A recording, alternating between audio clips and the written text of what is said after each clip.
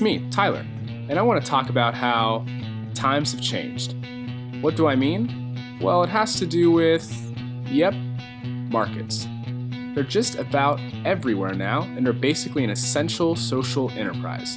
And by saying markets, I mean the markets of groups of buyers and sellers participating in an exchange. Everything is for sale, and as time has gone on, more and more things have entered the market. Even things that used to have no place in markets, like paying for carbon emissions. Yep, in 1990, to reduce acid rain, President George H.W. Bush set a cap on how many carbon emissions each firm could make. But they were able to create a market to buy and sell them amongst themselves. This worked, but it normalized something that should be morally questionable. Another example of markets infiltrating our society is the act of selling blood as opposed to donating it. Although this system may sound appealing, it actually has led to not so desired effects, including chronic shortages, higher costs, and increased risk of contamination. See, maybe certain things shouldn't be bought and sold, but it hasn't always been this way. For example, Aristotle describes two types of what he calls the art of wealth giving. The first is management of the household.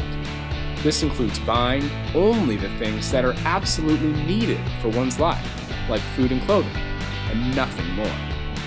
But he also discusses retail trade. This is when a person buys things not needed for life, but simply for the purpose of buying it. For example, to sell it later at a higher price. The issue here is that it is limitless. Aristotle calls this unnatural and calls management of the household natural. Over time, retail trade, the unnatural form of exchange, has increased substantially, causing the marketization of many things, including what we described above. Karl Marx, in his opposition to capitalism, also discussed this. He talked about two ways of valuing goods. One is what he called the use value. This included valuing goods by their qualitative use value. In addition, the value of labor input. Pretty simple, right? The issues arise from what he called the exchange value.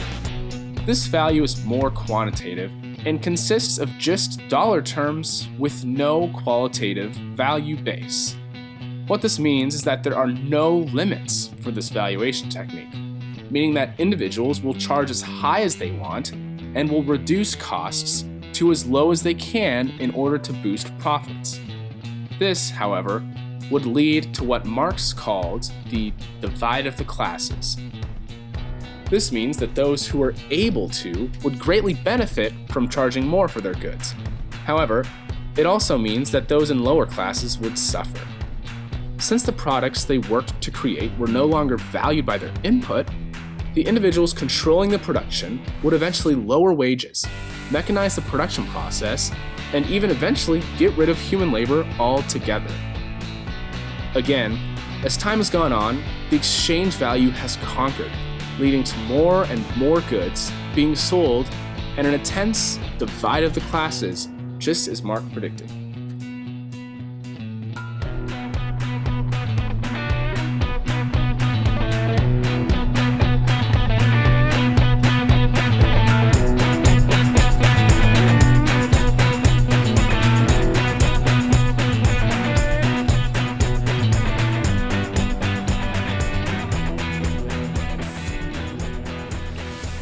Hi, my name's John. I'll be discussing and explaining the changes that have come to the familiar and integral industries of banking and investment. I'll start off by explaining what the standard for sound banking has become in comparison to the previous benchmarks. The typical standards for a banker were to 1. Manage risk, 2. Invest deposits in stable, return-producing assets, and 3. Provide basic financial services for clients. In contrast, the new standards for banking consist of 1. Providing above-average returns, which results in increased risk, and 2. Providing basic financial services. The value of financial stability has essentially been set aside in exchange for short-term profits. A quote from Thomas Frank sums up the way the banking system has been changing. The definition of sound banking has changed. No longer praised for risk management, but given a pass as long as the banker has failed along with his peers in a conventional and orthodox way. Think of Wells Fargo and its penalties and public attention. The recent illegal behavior was treated differently than the banks were in the 2008 financial crisis. This is likely due to the fact that it was alone in the illegal practices that it was penalized for. While multiple parties were at fault, there were almost no legal repercussions for those involved. And in the pursuit of profit, new and untested methods of investment ran wild, and the bill was footed by the American taxpayer. Along with the erosion of banking values, new and questionable forms of investment have become accepted as normal. A perfect example of this is life insurance, or death bonds, where life insurance policies are bought by investors who hope that the patient will die sooner than later. This investment medium exemplifies the questionable norms that have crept into the market and tends to lead ethical dilemmas. One case that received a lot of publicity involved Walmart. The company had taken a life insurance policy on one of its employees without their knowledge. When the employee died, Walmart received the full insurance policy.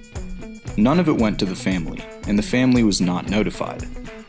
Public backlash led Walmart to discontinue the practice in 2000, but they continued to collect money from employees and ex-employees' policies. Seeing corporations cash in on the deaths of their employees tends to rub people the wrong way. And this was just one particularly heinous example of non-market norms being eroded and replaced with market norms. We have come to accept the marketization of our society, but the question to ask is, where do we draw the line? The general sentiment is that there are some things that money can't buy, but the economic environment would suggest that the market is making a move toward a very different society, in which marketization is standard.